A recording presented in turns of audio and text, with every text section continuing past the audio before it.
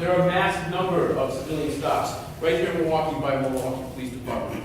According to Chief Flynn's own numbers, there were 260,000 stops in 2013.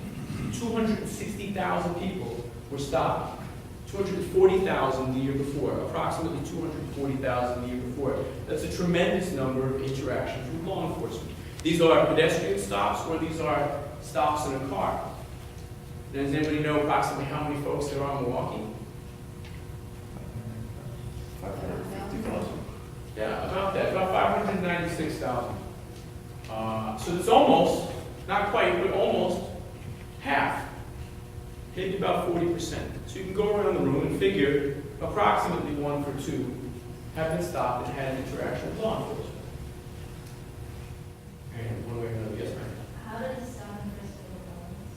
Stop and frisk, well, stop and frisk is specifically what they called in New York, but it's very similar to what's going on here. Statistically, percentage-wise, what's happening here in Milwaukee is probably just as egregious as what's happening in New York. If I have 240,000 stops, I'm actually, it's called broken windows policing. I'm stopping all these different folks in the hopes to find out that there's something wrong. I'm stopping you, I'm engaging with you in the hopes that you've broken a crime and I can prevent some worse crime from occurring. I pulled you over because your tires were too big. Your radio was too loud. The tint in your window was too dark. I stopped him just because I wanted to talk to him. He seemed like a friendly guy. Remember, there are literally thousands of stops on foot. For what reason? To engage. There are thousands of stops in automobiles. For what reason? These aren't, I'm not talking about stops because somebody broke the law. I'm not talking about you were speeding, I pulled you over, and this counts as the 240,000.